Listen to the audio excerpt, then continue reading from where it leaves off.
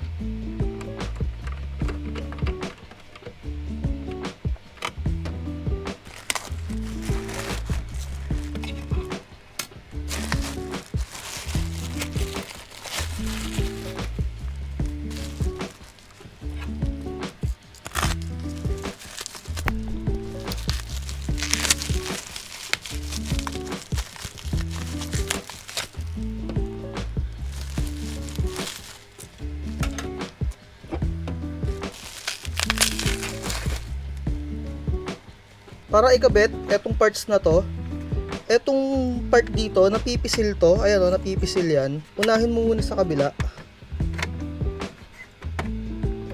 Pasok mo yan. And, next mo dito. Ayan, ganyan. Dapat ito nakapasok dito. Ayan. So, sana natutunan nyo kung paano ikabit etong patungan niya dito or yung sandalan niya. Ganun lang din alisin, pipisilin mo lang dito, tapos hugutin mo na. Ganun lang.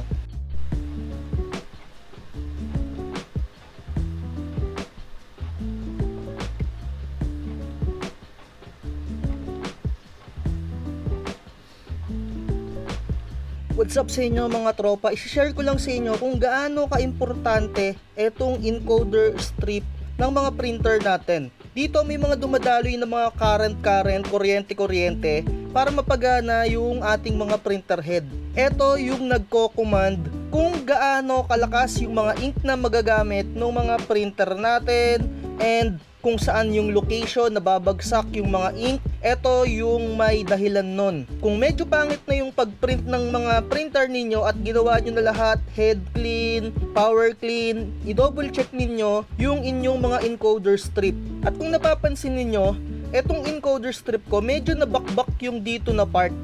Yung mga encoder strip natin, meron yan na mga linya-linya na mga maliliit na wires mga tropa ko. Kaya kung madumi yan, syempre hindi dumadaloy ng maayos yung kuryente. At syempre kapag ka nabakbak naman yung inyong encoder strip, kagaya ng nangyari sa akin, medyo nalakasan ko yung puwersa. Huwag kayong gumamit na kahit na anong liquid na panglinis. Ang gamitin nyo lang ay tissue. Pero kung gagamit kayo ng alcohol, ang gamitin nyo yung isopropyl alcohol at konting-konti lang yung ipapatak ninyo. Kasi baka mangyari, mabakbak yung inyong mga encoder strip kagaya ng nangyari sa akin. Mapapansin nyo na madumi yung ating encoder strip. Meron siyang mga parang mancha-mancha or mga malagkit na parte-parte dito. Makikita nyo naman yan, visual. At syempre, eto nga nabakbak siya. So ang mangyayari, kapag ka nabakbak yung encoder strip ninyo, yung mga printer head ninyo hindi na makokontrol. Kumbaga merong naglo-loose na kuryente dito sa part na to. So once na nag-run yung printer head, dito titigil tapos bigla na lang sasalpok yung printer head ninyo sa pinakadulo ng inyong mga printer. Hindi ko na siya binidyohan kasi baka ma-damage pa yung printer head ko. Pero kagaya nga ng sinabi ko, dito sa part na to merong current or may kuryente na nawawala. Kumbaga parang nagdi-discharge yung power kaya hanggang dito lang nag-i-stop yung printer head natin tapos bigla na lang siyang wala. Kumbaga basta malakas yung parang pagtulak niya. Kaya kailangan meron kayo lagi nito, encoder strip at yung disk encoder. Napakahalaga din nun kapag ka merong maduduming linya or may mga white spot. Kaya ang ginawa natin, bumili pa tayo ng isa pang replace. Kumbaga eto backup ko na lang to dahil sa China pa to binibili para murang-mura. Kasi pagka dating dito sa Pilipinas, yung mga nagtitinda dito, 500 pesos na to binibenta. Pero ito nabibili lang ng 100 pesos sa China. So syempre kung meron kayong mga printer repair, dapat meron kayong stock na ganito. Syempre nakadepende pa sa mga printer models yung bawat encoder strip. Pero ito meron na akong backup. Sa pagkakabit nga pala nito mga tropa, makikita nyo dito, meron siyang parang pinakakanto. Ibig sabihin, ito yung pinakataas niya. Ayan o, ito yung pinakataas niya. Kaya yung pwesto niya, ganyan dapat. Hindi nakailalim yung ito. May kita nyo yung edge niya dito, wala siya. Parang may gupit. Ito diba meron siyang kanto. Dapat yung walang kanto, ayun yung nasa taas. Ayan, so ito, pang demo na lang natin sa mga other contents. Itatabi ko na lang to, syempre wala na rin gamit to. Or siguro itatapon ko na pagka nakagawa na ako ng maayos na content tungkol dito. And then, ayun lang, like, share, and subscribe. Kung may problema kayo sa mga printer ninyo, i-double check nyo palagi yung encoder strip. Bye-bye. Huwag magpapauto. Huwag kang magpapauto, mag-isip ka sa pilian. Sa laro ng buhay, dama ang tampuhan. Di lahat ng nagpa-hype, siguradong totoo. Sariling landas, hanapin mo.